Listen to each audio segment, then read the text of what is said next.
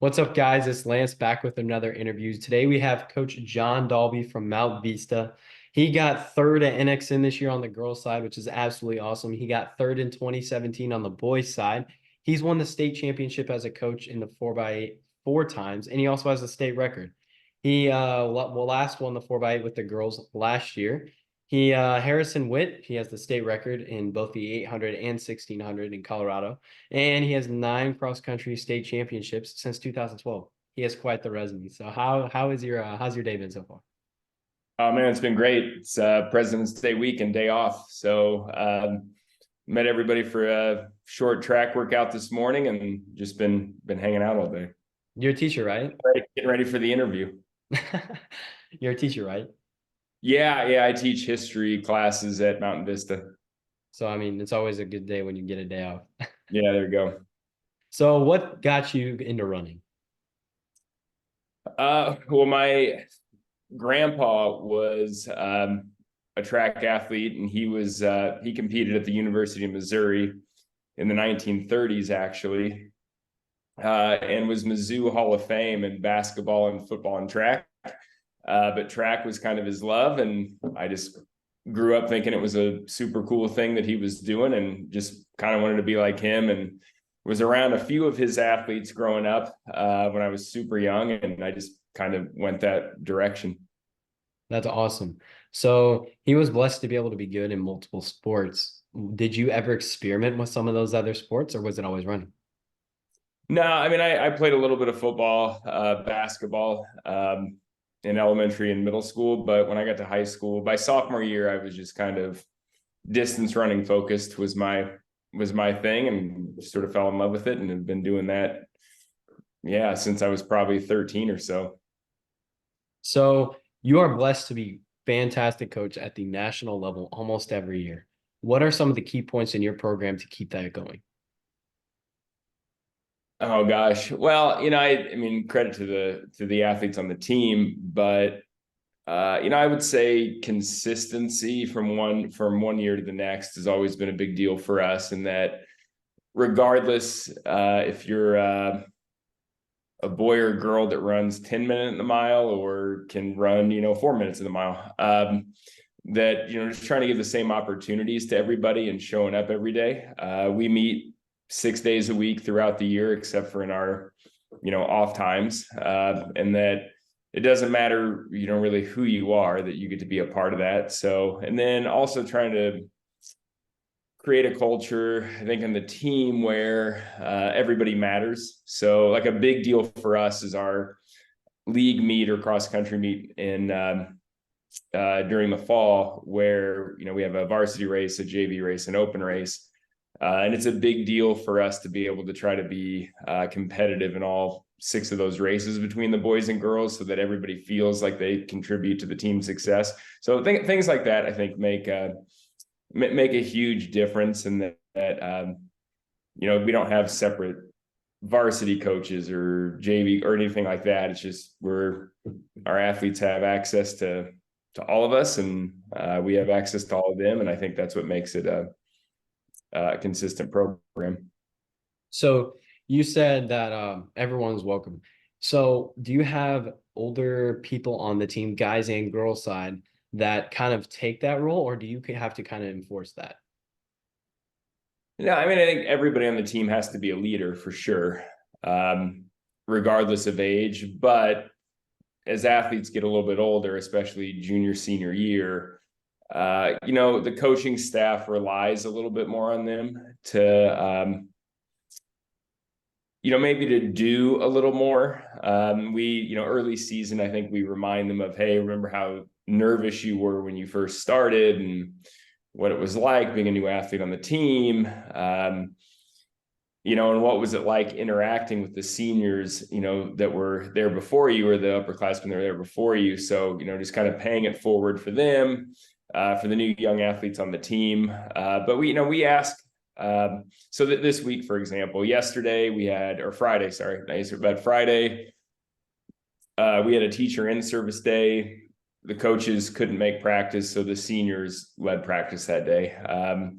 this morning we did a track workout, and before we ever started, we just, we looked at the seniors and said, hey, you guys get everybody rallied and get them going. That kind of stuff. If there's social events that we do, we lean on the seniors a little bit, and the coaches don't set up a lot of social stuff. But when the upperclassmen do, we just remind them that, like, hey, everybody's important. Maybe you should, make sure you reach out to everybody, that kind of thing. So everybody feels like they're part of the team. Yep. So some of these questions that I will ask are from Coach O'Malley, Coach Sipple, and Coach Lyons. Shout out to them. I'm going to turn the computer off right now. These questions they're too hard. So I thought this one, I've never even thought of this question. What are some big don'ts in your program? I've always asked someone, what are some of the main points in your program? Like I just asked you, but what are some big don'ts in your program?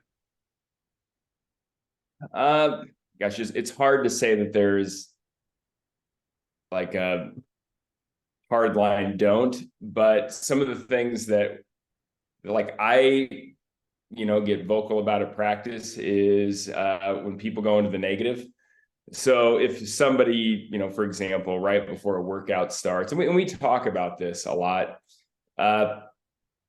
but that your attitude is contagious. So that if somebody comes into a workout, and let's say everybody's ready to go, but that one person, maybe just didn't have a good day at school, or they just don't feel good after the warm up, or maybe they didn't sleep very much the night before because they studied for a long time for a test and they're not feeling it, is when somebody vocalizes like, this workout's going to go bad today, or I don't want to do this today. Those are things that we try to be on top of, where, the second you vocalize something, it's contagious. And somebody who's like, really ready to go might feel, disheartened by that because their teammate's not ready to go, or maybe it, makes them feel like, hey, maybe I'm not ready to go either. So, that's probably the big thing that we're on top of. And we also, we try to make our athletes aware of that, where when they, hear those things or see those things, that it's okay for them to not confront it, but be at least to reinforce that, like, hey, we're not going to go into the negative. We need to, we're doing this together. So just like, somebody that's being negative can pull a team down, if the majority of the team is being positive, I think it like lifts everybody up. So what are some of the things that you say specifically to the athletes to maybe help them get into that positive mindset? I think I usually do it either the day before or at least before a workout, and just kind of remind everybody if we have a quick team meeting. So this is something that I'll do. I kind of picked this up from O'Malley because he's a heck of a coach, but just maybe working on some of the mental things and changing things, whatever they come to practice thinking they're going to do, we might change it real quick. Because of, maybe it's a weather thing, or maybe I just didn't like the workout we wrote, or maybe I thought we needed something else. But when we do change it, sometimes I'll tell people like, hey, look, there's going to be a shift. Here's why. But whatever we're doing today, I think you've probably seen athletes before, right? Like maybe your own teammates before, where a coach gives a workout and somebody is like, oh my gosh, this is going to be too hard, or somebody rolls their eyes, or like that big breath of like, oh my gosh, I can't believe we're going to do that. So like one thing I just like to do is ask athletes before I tell them is to not go there yet. Just we're going to adapt and go. So just a little thing like that, I think can go a long way. Yeah. So I'm going to quote O'Malley on this one specifically. He told me to ask this one. I think it's a great question. Okay, what is it? So you had an athlete, he went 7th in Foot Locker regionals to 6th at the national meet. In quotation marks. How? With multiple exclamation marks and question marks from O'Malley. Yeah, well, I mean, so you're talking about Benji Anderson. He got 9th at Foot Locker this year, and 9th. Sorry, my apologies. Yeah, no, you're good. He didn't have a great NXR meet, so Foot Locker was kind of a late addition. He had been kind of sick, but I think one of the things with him was that he had a disappointing state meet finish. He really wanted to win the state meet, and he got out kicked by a really talented athlete, Brendan Draper from Chaparral, and he was just, there was disappointment. So the disappointment of not winning the state meet, plus he got sick in that time frame as well. And I think in that time, maybe trying to like make up for lost ground. I think he felt like he maybe lost the state meet because he was making up for lost ground, like he wasn't fit enough.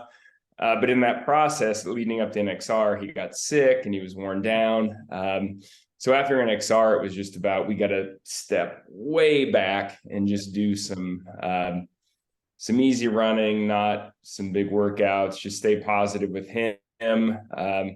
Just kind of reinforce that, he was fit, that he can do this, and that, NXR didn't go, like state didn't go the way he wanted, NXR didn't go the way he wanted, but, there's still opportunity ahead of you.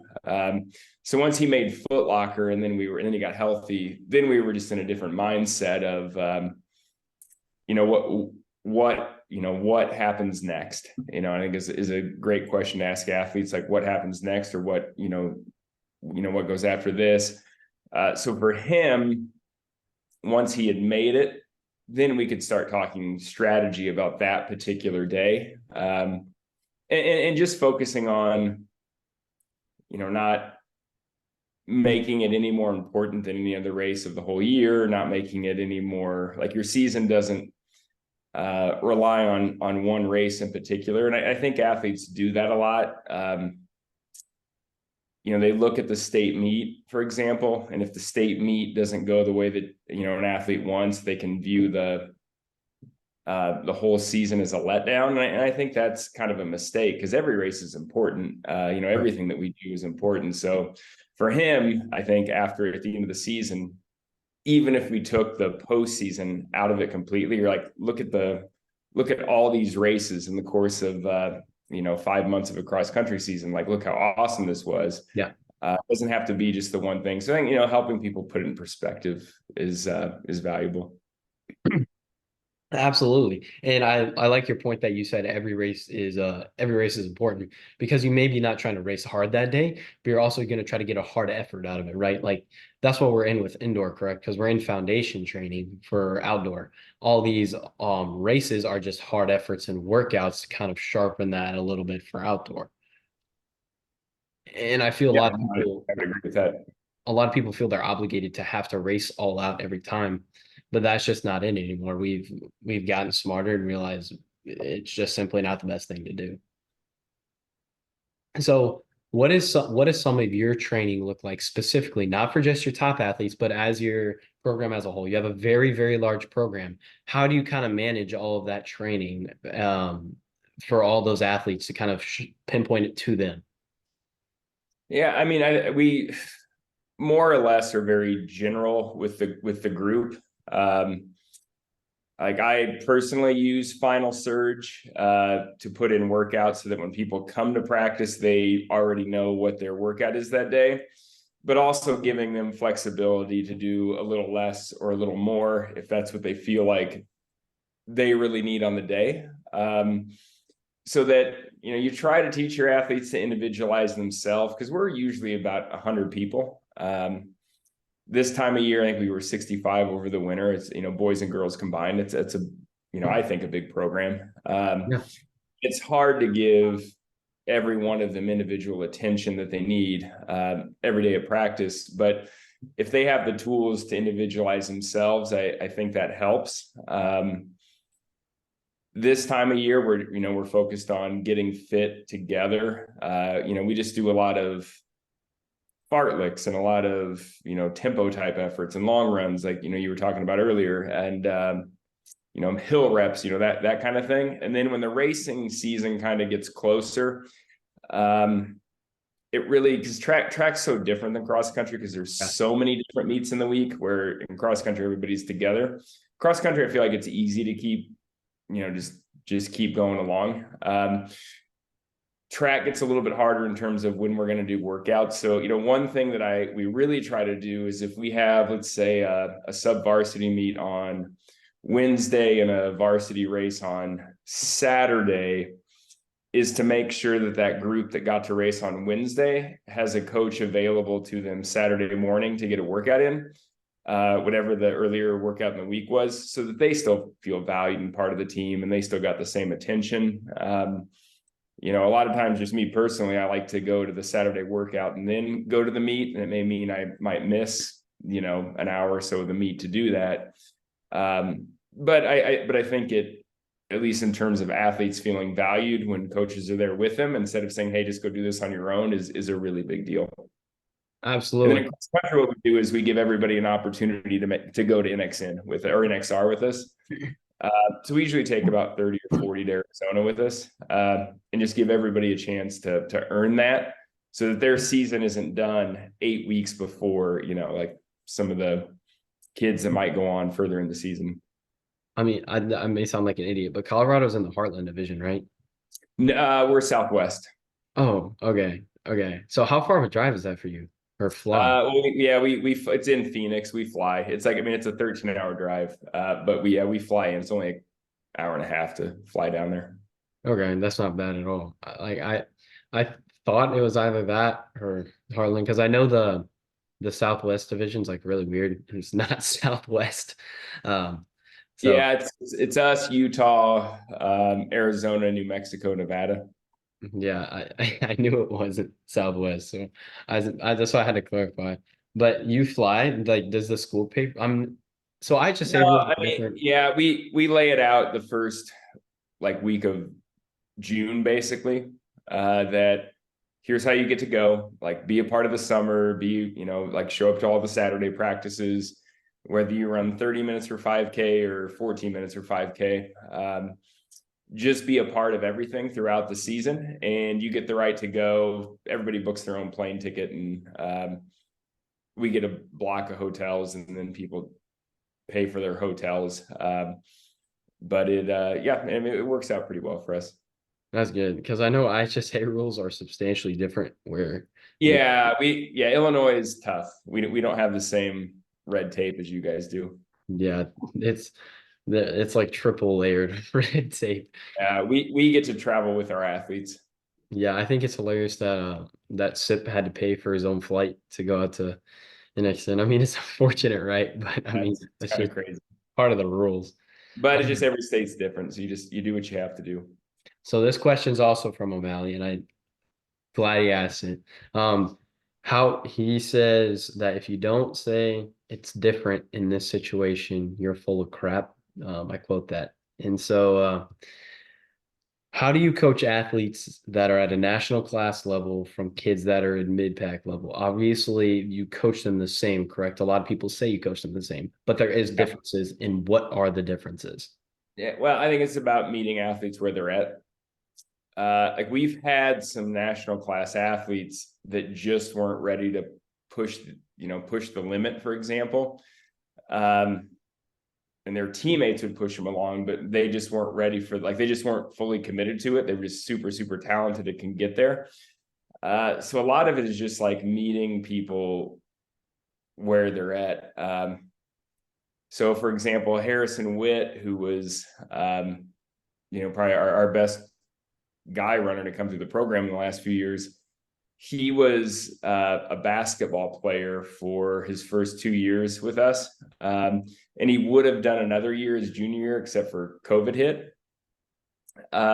He wasn't ready to be a full-time runner until his really senior year, I think. And that was just a matter of that's your thing. That's what you want to do. That's fine.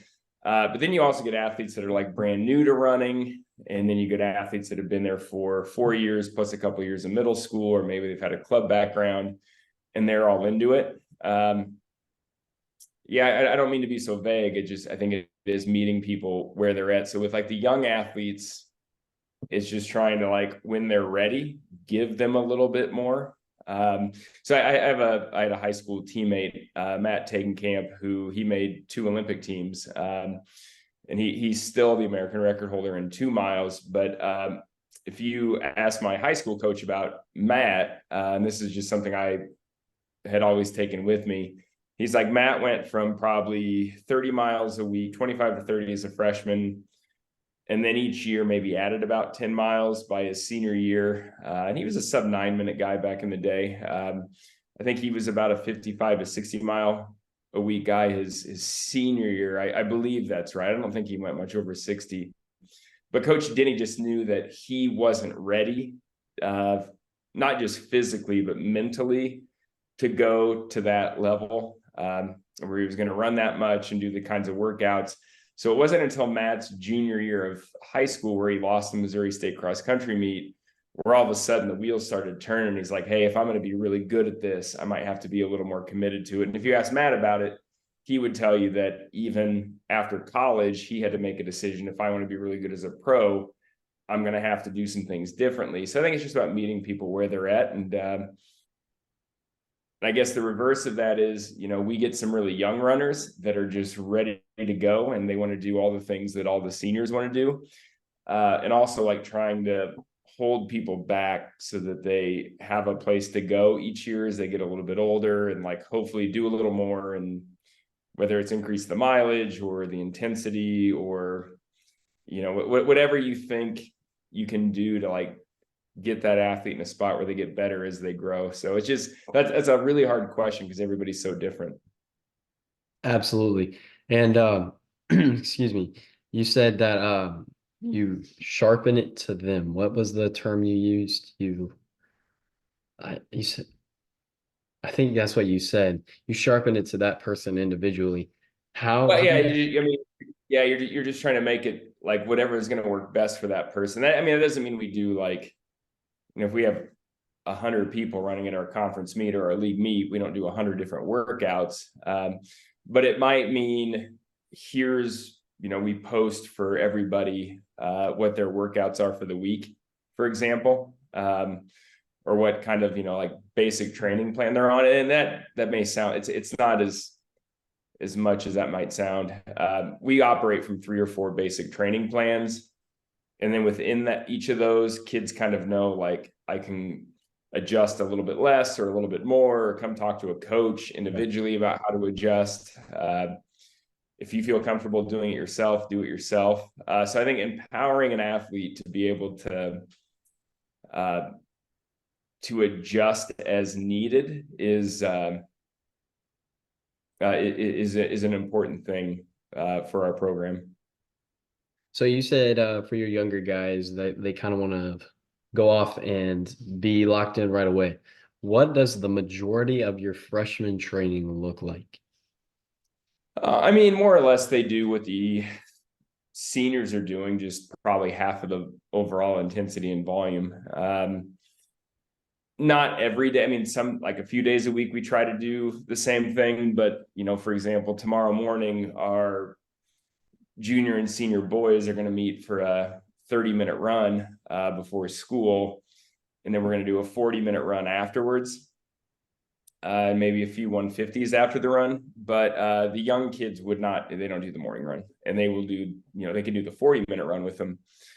So I would guess, and it just depends on, like, new runners and like freshmen are just they're all over the place. When they first show up, some of them have background in athletics.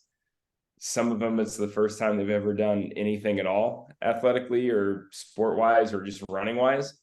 So we might have people that run 15, 20 miles a week. I think our max, I'm kind of like O'Malley. I don't count mileage. We do a lot of minutes. Yeah. But I would guess a really talented freshman boy that could run 7-minute pace on his easy days, 30 to 35 miles a week. A really talented senior boy for us, 60 probably is what I would guess. Mate, in the off season, maybe a little more than that, but not. It's pretty rare we would go over 60, 65 at altitude.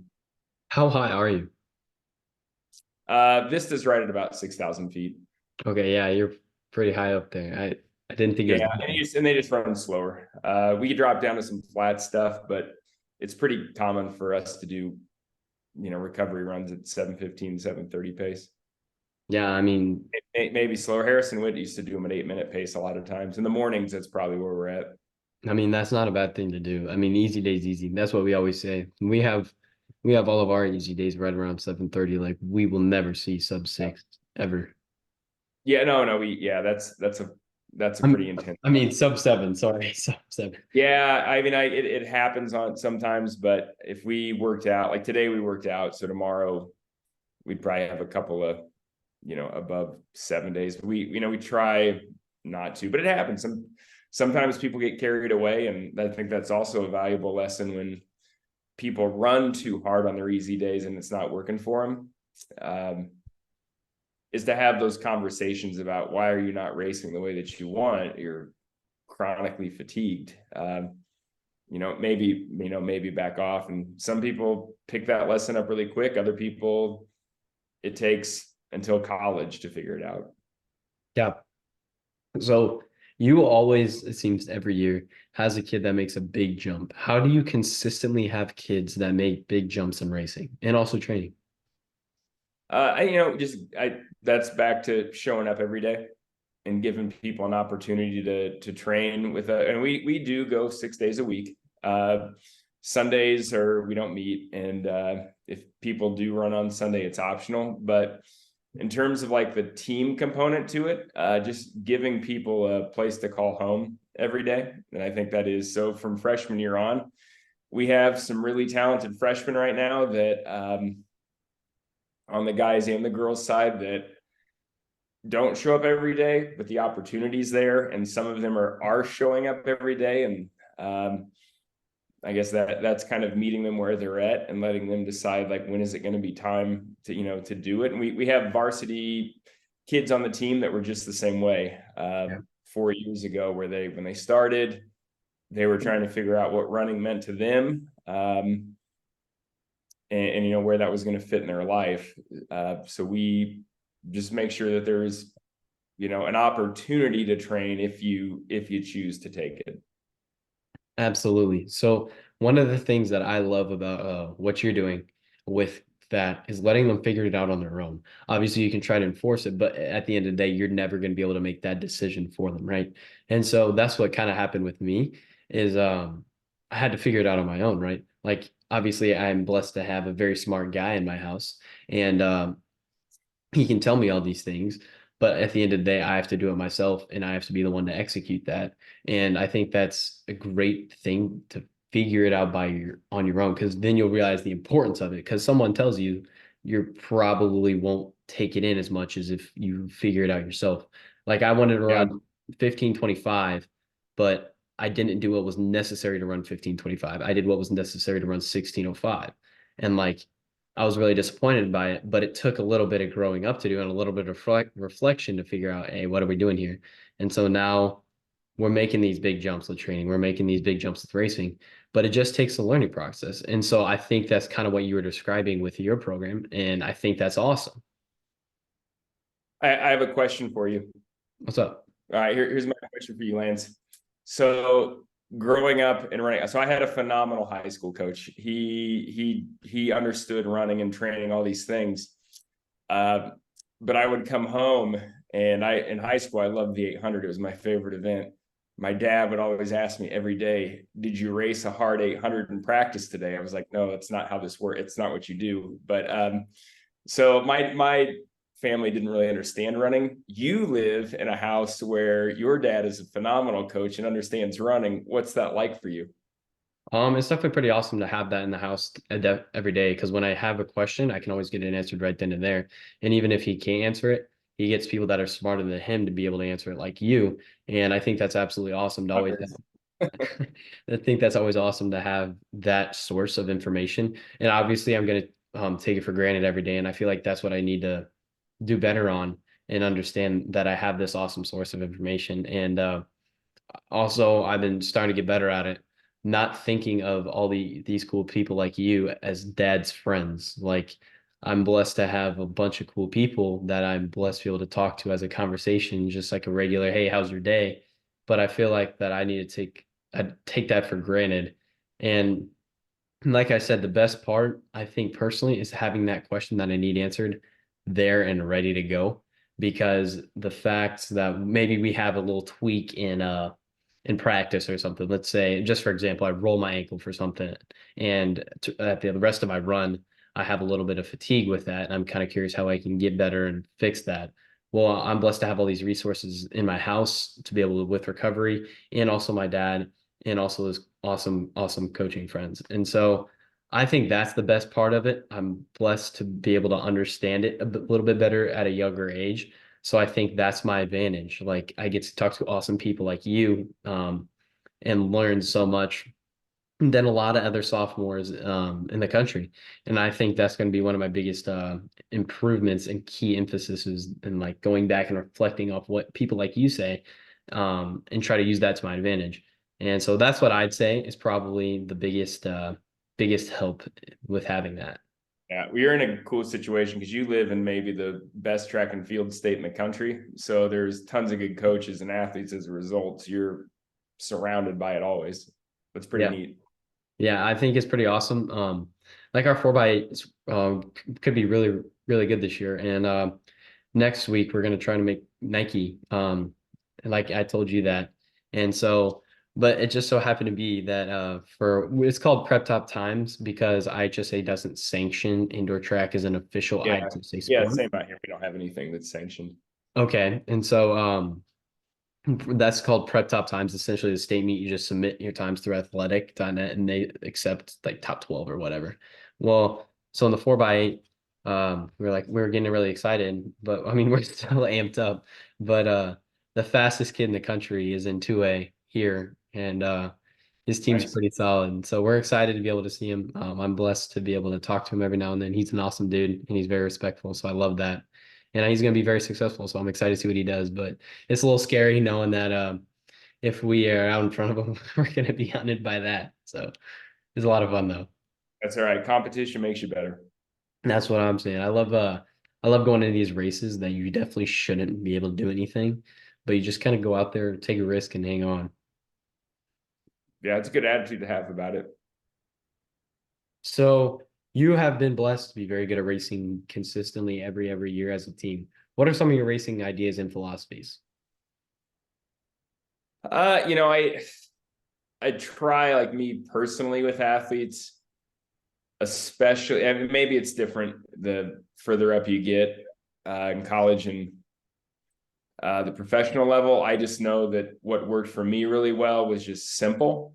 And I think a simple strategy works best for high school athletes. I do think you need some kind of strategy. But at the same time, I've had athletes, our girls this year would be a good example where um, we didn't have a very good state meet and they had a great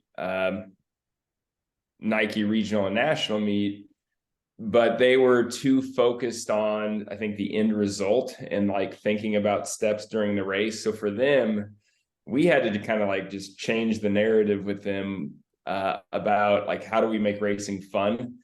And sometimes like a strategy can like really weigh on an athlete and make it not fun Yeah. for him. So that's just something that we learned the hard way after the state meet this year, I think, with it. When we do give specific strategies, it's usually be as simple as possible. So I had a great conversation with both O'Malley and Tegenkamp after the Foot Locker regional meet about our guy Benji at the national meet, and they both kind of said the exact same thing because that race is 2 loops, and they more or less said that first loop of that race, just have fun and enjoy the fact that you're the experience that you're at the Foot Locker national meet. And I think for Benji specifically to hear that message was relaxing to him. It was when I saw him the day before, it was like the most relaxed that I think I had seen him going into a meet all year. And we just had a feeling that he would run well, with that, and then, go to work the second half. So that, that strategy worked for him. But I think sometimes when you focus on like specific athletes or, like a strategy where I need to do these 5 or 6 things in a race, but like if one of those things kind of goes out the door and it's not working the way that you thought it would, like splits, for example, like I have to run a mile and have to be at 65 seconds at the quarter. Yep. And then an athlete hits 66 and all of a sudden they can get in kind of their own head about those things. So, your dad goes to Coach Johnson's training or his coach's clinic in Boulder every year. And one of the speakers there talks about having kind of a flexible training plan. And I think that's a good strategy to take, to have a flexible training plan, or sorry, racing plan. But I do think the easy to execute plan, and also like you can adjust as the workout or as the workout or as a race goes on, is also like a really great thing to do. Then I think it's also like awesome to experiment with those things in actual training. One of our athletes this week, who her big goal this year is to break 6 minutes in the mile. Yeah. Came in to sit down and talk to me about how to break 6 minutes in the mile. So we talked about, training is good. She's consistent, all these things.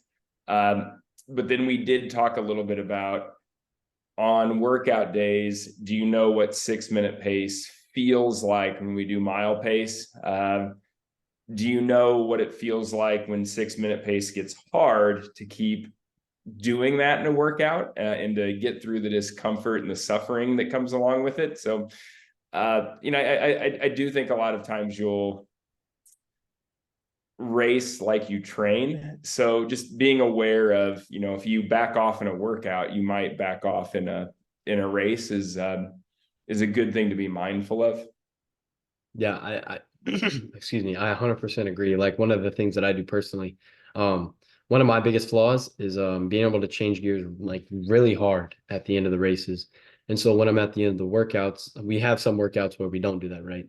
But when I do get the green flag, or we're on a tempo or a end of a long run, because we tempo the end of our long runs anywhere from 20 to 10 minutes. Sure. Like that's what I did today. Like the last 3 minutes, just absolutely cranked it out, and try to work on that completely. You're so uncomfortable, like you're ready to be done. And I think 100% it helps get into that mindset of what it feels like, right? It's just kind of essentially the I guess phrase of racing into shape. Um, I'm Yeah, not sure. you can do it. Yeah. I'm not sure if I 100% agree with that term entirely with what it means, but yes, I do agree with that idea, because I mean, you see as we go on with seasons, right? People will get increasingly better, but that's not only because of training, it's also getting used to that feeling and getting race sharpened. Yeah. I mean, I know, and I actually struggle with this. So I don't know if you've talked to Coach Jeff Messer ever. If you haven't, you should at some point. He's phenomenal. But one of the things that I've taken from him with dialogue is describing workouts in terms of baseball. Like this workout is a single or double. It's not occasional. We hit a triple. There's not a lot of home runs.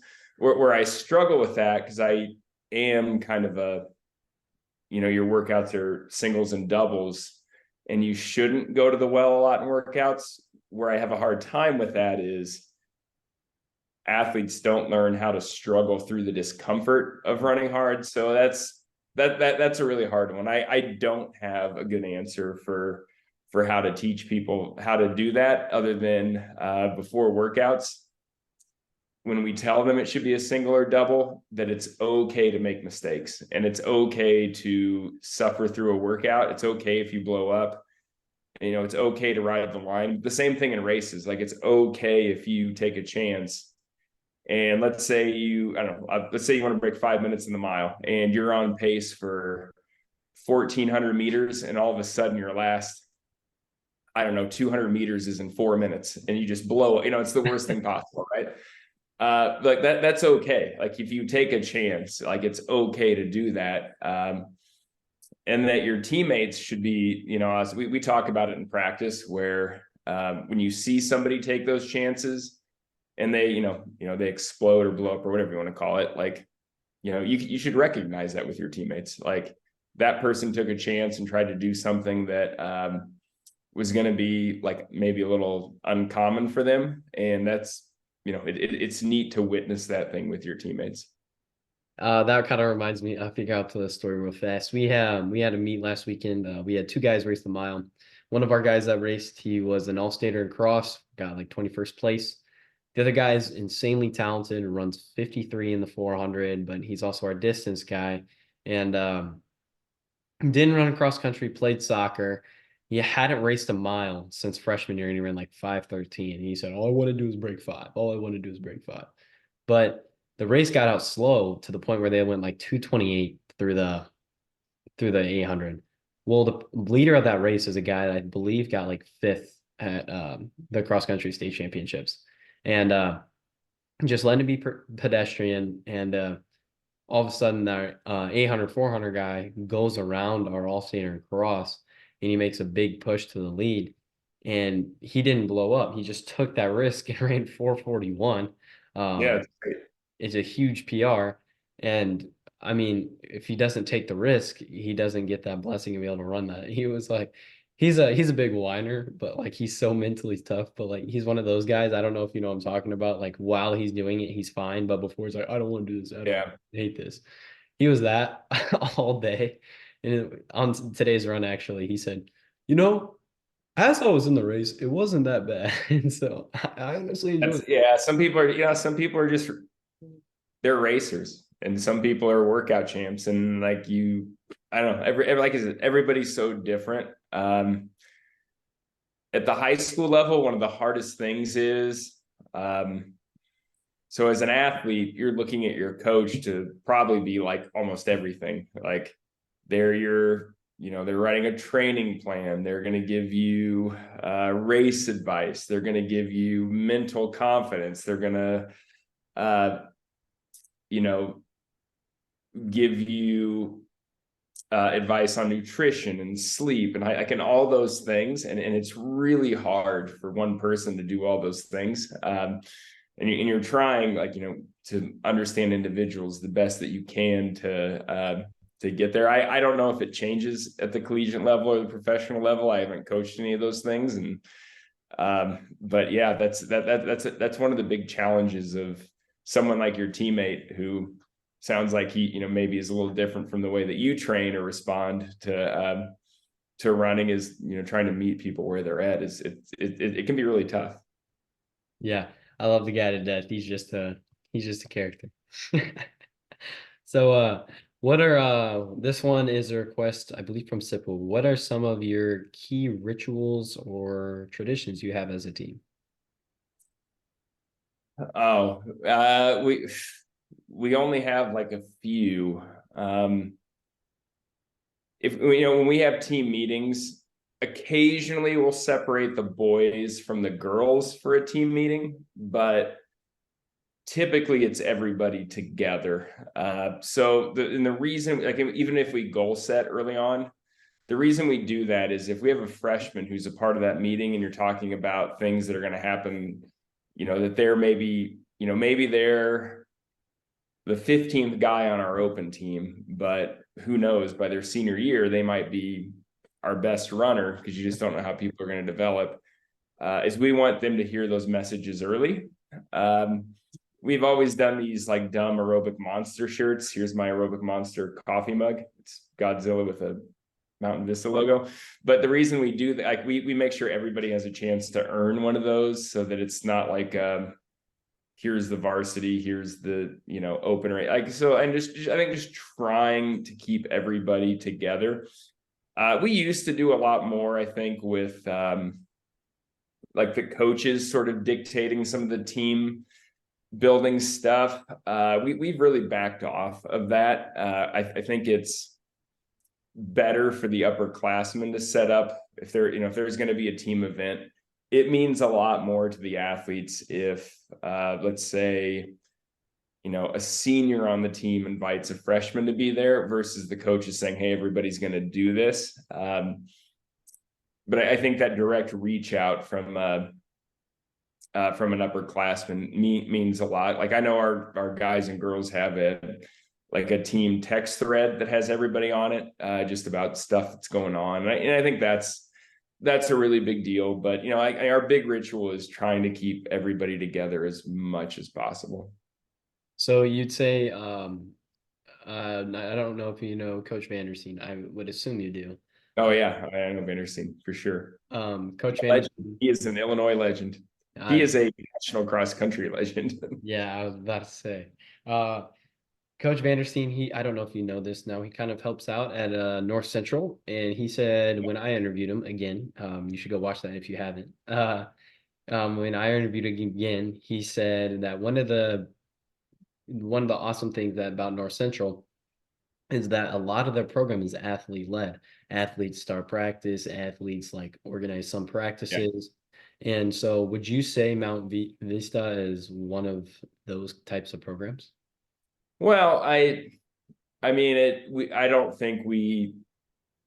I don't expect just practice just to like go, Yeah. but usually I look at one of our seniors and I try to like switch it up. Or if we don't have a lot of seniors one year, I'll lean on the juniors a little bit more. But I'll say, hey, you're just get them going, or start the warm up, or you're leading today. Those kinds of things. They usually just wait for that one cue, and then I think the coaches kind of sit back and not sit back, but we get to talk to athletes along the way. Like in the early part, you know how it is. You get out of school and like you're supposed to be warming up, but you're also like trying to get out whatever happened at the school day, and we see that with our athletes as well. They're talking, they're conversing, they're warming up, and all those things. But I do like it when the athletes are the ones doing that, and then it's not always like the same athlete over and over and over again.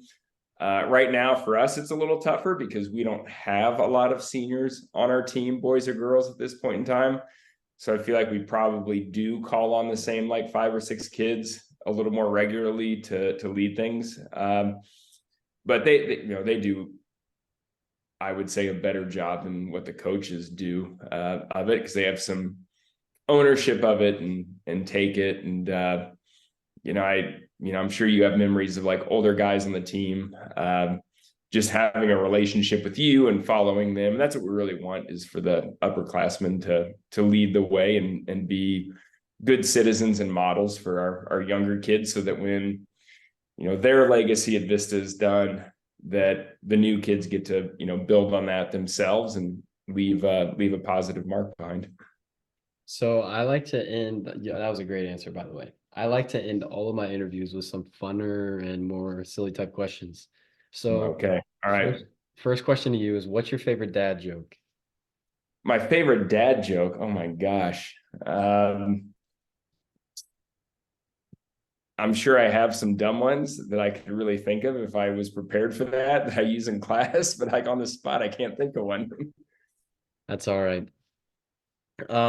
Right now, I kind of just thought of this last week because last time I should say, I interviewed a girl that currently lives in Nashville, and so I mean, music runs deep there. What type of music do you listen to, and what are you listening to right now? Yeah, well, I can tell you this: in high school and college, when I was still a competitive runner, and I still love this band, but Led Zeppelin is Yeah. my all time favorite for sure. Yeah, without a doubt, there's always some Zeppelin in my iTunes. There you go. That's a good answer. I like Led Zeppelin. They have a I personally play guitar, and so I have a lot of appreciation for Led Zeppelin. They have a fantastic guitarist. Yeah, Cashmere and When the Levee Breaks, best warm up songs ever. Yeah, yeah. Um, Also, how does it feel to be a more superior coach to John O'Malley and John Sip? Well, I mean, you know, silence is the worst insult. No, I'm just kidding. I'll tell you live in a state that is, you're pretty lucky to be in a state like Illinois, where there are so many good coaches like a Vandersteen, O'Malley, and Sipple. I personally, like, I met those guys for the first time in 2015 via Coach Belay, who's from Illinois, Yeah. and that Steenberg connection. And I feel like I was surrounded by good coaches in Missouri. But Missouri hasn't had the same kind of success that Illinois has had over the years, not even close. And I think a lot of that is people being just really dedicated and committed to it. Al Carius at North Central over the years. I mean, what an amazing coach that guy has been and has influenced so many people. I think Sip and O'Malley would tell you in Belay that their coach at Sandberg had a huge impact on them. So, I do feel pretty fortunate to be able to, call those guys friends and be able to call them up every now and again. Now, I will say this. I do think I'm better at barbecue than all those guys. I will say that. Coaching, probably not. But yeah, it's a neat group of friends to have where you can call somebody up. And like you were saying, like, when you can talk to people, your dad's an amazing coach. I mean, Illinois has got it rolling. Yeah, it's helped me exponentially to be a better coach, be around those guys. Well, I will tell you one thing. I'll be the judge of the barbecue. I'll make sure that there's nothing left from anyone because it's a good thing to eat. Got a brisket on right now. It'll be done in 2 hours, but That's all right. I'll be over. Yeah, we'll be good by then. What if you could go back into time and tell young Coach Dalby one thing, or maybe just John Dalby in general, what would be that one thing? Doesn't matter. It doesn't have to be about running, just anything in general. What would you go back and tell yourself one thing? Oh man, how young do I have to be? Doesn't matter. Whatever you want to pick. All right. Well, I don't know. This is what I thought of. So I started coaching at Mountain Vista in 2007. Okay. And the boys won state in 2012 for the first time. And I remember thinking, I mean, along the way in those 5 years, I had kind of buried myself to see them, be successful like that. But in the process of it, like when they won in 2012, instead of enjoying it, I actually was kind of miserable that year because it was so exhausting to coach that year, and probably because I was making it about me winning a state title instead of watching our boys as a team win a state title. So in retrospect, and I recognized that pretty quick. Either I was gonna give up coaching, or I was gonna have to change some things about that. So I think I would tell myself you just really got to make it about the moments and the time with your athletes, and it's not a win or loss situation. There's a lot, if that's what it's always going to be, you're always going to be let down. Would be my probably advice to myself, to even as an athlete. I think that's good advice. It doesn't always have to be about winning or PRs, or because you're not going to PR every time. And at some point in your career, you'll get to a point where if you PR once a year, that might be a really big accomplishment if you get to that level. That it has to be more than about just that, and it should be about the people that you're around. I can kid about O'Malley and Sipple and Belay and those guys all I want, but really that's my favorite part about being around other coaches is that relationship piece with those guys. That's awesome. I love that answer a lot.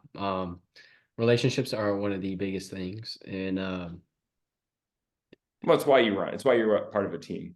exactly. That's my favorite part about running, going to practice and see all my buddies. And I think the worst decision I made in high school so far is all my best friends are seniors, and that's probably the worst decision I made because next year they're all going to be gone. But it's all right. I'm still but friends with all the other kids on the team. But I think here pretty soon, some of those guys are going to be saying hey, Lance was our best friend on the team and he was older than us. And that's gonna, it's gonna flip for you. yeah. You get other guys watching you. Yeah, I think it's awesome that I get to take a kind of a step into a leadership role next year, and I want to make sure I do learn as much about it as I can. And that's some of the things I've been asking some of my athletes that I interview. What are some of the leadership stuff that you did? And I think it's really important because I want to make sure I do it the right way, and so I can bring out the best success out of all of us as a team. And I think that's going to be really important coming into the next couple of years. Yeah. Well, it makes me think of one thing I did early on as a coach is I wanted to be somebody else. Like I wanted to be my high school coach, or I wanted to be other coaches in Colorado or in the nation that were really like doing it well. I was like, if I could just do it like them, I'd get it right. And like you really just need to be yourself. Correct. I think even as an like the best leaders that we've had on our team are people that didn't.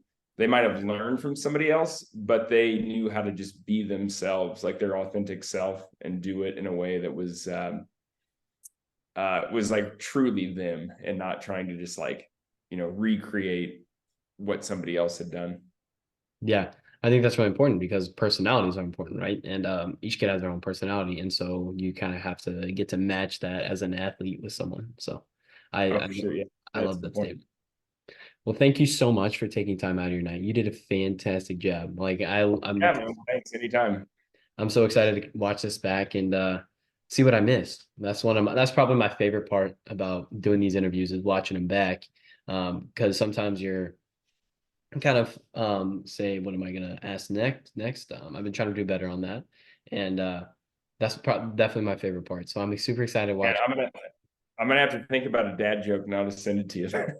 No, I'll probably have to put it at the bottom and edit that in. I We think go. All right, fair enough. that'd be good. Well, thank you so much again. And also, let me know how the brisket is, and I'll be over in about, I don't know, 45 minutes or so. I'll get there. Sure, man. That's a fast flight from Chicago. See you soon. Thank you, coach. You have a great rest of your All night. right, man. Yep. Take care.